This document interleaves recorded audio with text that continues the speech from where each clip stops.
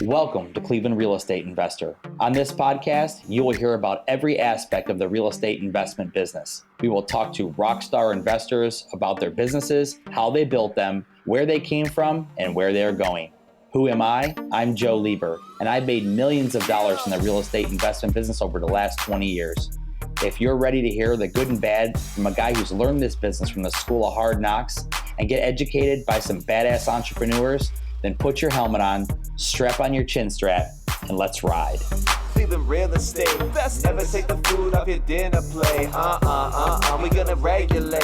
Whatever you need, we gonna get it straight. Hey, Cleveland real estate, never take the food off your dinner plate. We gonna regulate. Whatever you need, we gonna get it straight. Yo, what's up, guys, gals? Thank you for tuning in today. Appreciate you. Appreciate all you for being here, and appreciate all the great emails and feedback I get. Very grateful for you. Keeps me motivated. Thank you. So today, here, before we get started and talk about today's show, I want to tell you a story about, I'm in these masterminds. I'm in a couple different mastermind groups. And for those of you that don't know what a mastermind is basically, it's a group of people that get together in your business, whatever it may be.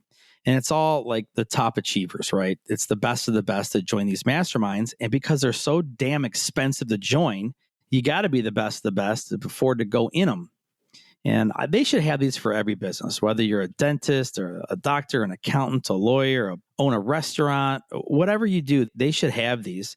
Now, I'll tell you, if you're in one of those businesses, you should really consider starting one. I even have a friend who has one for dentists. He has one out of Dallas. It's called Freedom Founders. His name's Dr. Phelps. He's a great guy. And he runs a mastermind for dentists. And these guys, I've been to a couple of their events. I came in as like a specialist to talk about real estate and things like that.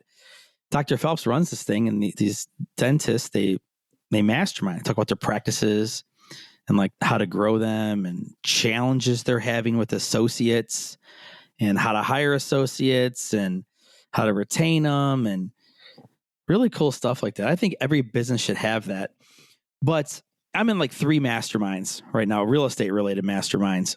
And we had a guy recently post in our private Facebook group that no one can see that he's having some challenges in business right now. It's not going well. It's going real bad, like on the brink of going out of business, which is crazy to hear that from someone who carries themselves and runs such a successful business. But he's definitely he's having some growing pains, really, is what's going on. He's growing too fast, and it's depleting his cash. And you don't see that very much. You don't see the real authenticity from people, even in the masterminds. You get some ego stuff going on. You're supposed to be real and authentic, and a lot of guys are. But usually they don't throw it out there like this guy is. I mean, he's just pouring his heart out. And it's so cool to see that. It's not cool that he's having a challenge in his business. It's cool that he's asking for help. And he's smart that he's asking for help. He's asking the absolute best of the best in his business. What the hell do I do now? And the funny thing is as I read through these posts that all of us are giving him, every one of us has been through the same stuff. We've all been there where our credit card gets maxed out. We've all been there where we can't make payroll. You're going, damn, I got to make payroll by Friday. What am I going to do? And if you haven't been there, then you're lying or you're not playing hard enough. That's really the bottom line. But I love how the guys really came together and gave him some really sound advice, man, about, looking at his expenses and trying to cut what you can and doubling down, making employees do another person's work and having to let some people go in order to be able to make payroll. And there are some really genuine things there that I know all of us has experienced. I know a lot of us spend money on expenses that are freaking silly. $300 a month lease on a Xerox copier. Like, dude, I had one of those at one point about 10 years ago. Like, you can't do that. Like, you got to go buy a nice inkjet printer, copy, scan, whatever the hell you call it, for $500 cash. You can't lease one. It's too much, especially if you're newer in business and you're getting things rolling. You just can't have those expenses sometimes. A lot of foolish things that go on too. All those extra softwares you don't use, that extra office staff that you probably really don't need. You got to run lean and mean sometimes in business, especially in business like this. You really have to keep an eye to it. But I appreciate his authenticity because you're never going to get better unless you open up. Say, hey, man, I'm at this mastermind. I'm paying big bucks to be here, and I'm having a real problem. What in the hell am I going to do? And that's how you get better. Transparency. On this podcast, I've heard a lot of you say, Joe, you're so raw and just uncut. And I am. It's just what it is. Whether it's good or bad, this is the truth. This is my personal experience. This is my life, and this is what's happening to me. Whether it's shit or good, this is the reality. So I like that, and I wanted to share that with you. So, all right, on to the show. So everybody wants to sell. God, I love that. It's so true. Cleveland, right? Talked to my buddy today. Talked to two buddies today. One is in Fort Lauderdale. Now, today's December 17th, so this show won't come out for probably another month, but today is December 17th. I'm talking to my buddy in Fort Lauderdale, 85 sunshine, walk around with shorts on, talking to me. Doesn't want to put his convertible top down because it's a little hot. Another buddy is in Hawaii, lives there. Same thing. He's talking to me and the palm trees are swaying and we're having a conversation. He's like, that's different because like their mood is different than mine. They're like excited. They're like, oh, taking over the world today. And one of them's going to the gym and another one, he actually wholesales houses in Cleveland, but he lives in Hawaii. And he's excited. He's got like motivation. Like it's exciting. And I'm a motivated dude too. Don't get me wrong. I wake up every day to kick ass. But it's 30 degrees. It's snowing out here right now. Messing up my shoes, walking in the salt, and all the ground is wet.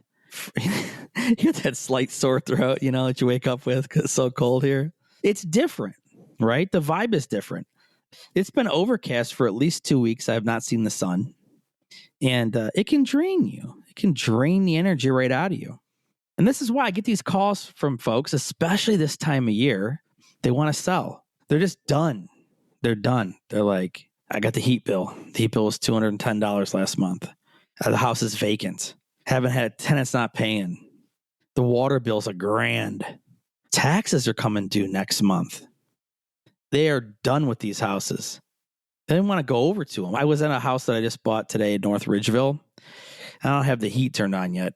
So I'm standing there with my project manager, having a 25-minute conversation. He's just talking. Finally, I'm like, dude, I cannot take this anymore. It's like 18 degrees in this house. Let's get the hell out of here. Like, I don't even care. Like, just do whatever. Pick whatever color carpet you want. As long as I don't have to think about it, we're fine. But a lot of that comes from because they're market conditions, It's freezing. I'm looking outside. Like the house that has algae all over it. It needs to be power washed.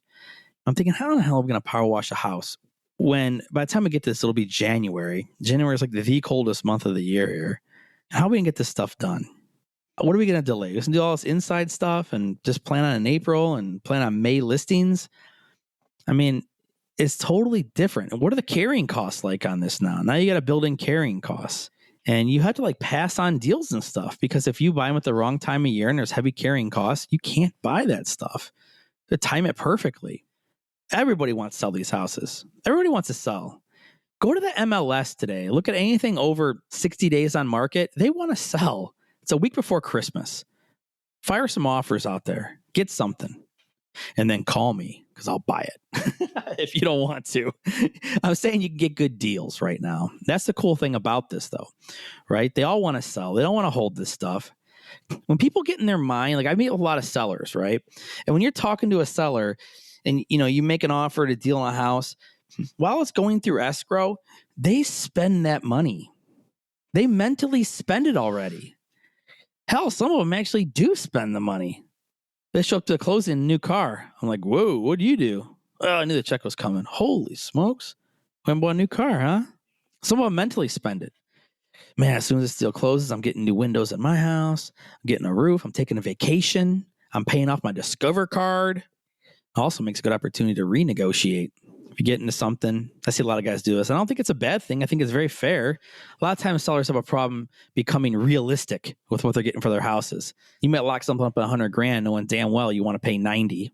Have your inspection, give them time to mentally spend that money, and you'll find things that you didn't find with your own set of eyes when you looked at it. You can probably renegotiate a better deal because they want to be done. You spend 2-3 weeks. They just want to sell.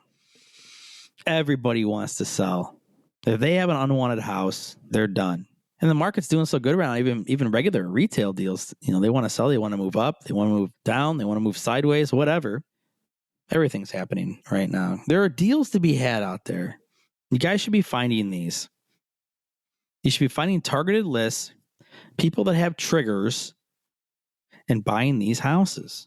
I'm telling you, they want to sell more than you think. We got a guy jerking us around in a Parma house right now, you know, trying to hold out. He was like at $90,000 for this Parma bungalow. I'm like, dude, it's too much. Like, you're out of your mind. 5 days pass, he's at 85. 10 days pass, he's now at 80. Supposedly he has a wholesaler. Here's a great trick too, by the way. He has got a wholesaler giving him 80 G's for it. Like, he's never going to close, dude. And people don't know like what a wholesaler is. Nothing bad against you wholesalers. Hey, I respect you. I buy from you, so please call me. But the wholesaler's not going to close. And 80 grand, it's not the best deal, right? I mean, I know you wholesaler going to try to sell it for 90. That's getting a little bit on the not so sexy side of the deal. But I said to him, I go, hey, listen, tell your wholesaler to give you $2,000 non-refundable earnest money. Then you'll see if he's really going to close. Guess what? Uncle Joe is right again, baby. Guy ain't giving 2 G's earnest money. He's like, what? Yeah, exactly. I'm like, so come on, come to daddy. Let's go. I got 75 all cash. My, how the tables have turned, huh? Just like that. Great negotiating tactic. So now I got my acquisitions manager going over there to lock this deal up at 75. It'll be good. This has been going on for a few weeks now. But that's how they go. That's how the negotiations go sometimes. But it'll be good. And it's a good opportunity. He wants to sell. You should see this thing. His city, Parma came in and they're like, you got to fix the vinyl siding corner cap came off and the front steps need to be tuck pointed. Nobody wants to hear that this time of year. That guy can't do it. And then if you don't know somebody and you're calling around, holy smokes, you can get filleted. I mean, call a real vinyl siding company out of the whatever that coupon book that comes around in the mail, JB Dollar or whatever. I don't think they're actually in business, but you know what I'm talking about, you Clevelanders. Go pick up that book and call someone for vinyl siding and do corner caps for you. It'll be unbelievable. All right, guys, look, I got to cut this show a little short right now. I got the ice or something fell off my roof and my kids are running in my office. So, hey, thank you for tuning in. Appreciate you guys and have a wonderful day. This is the podcastfactory.com.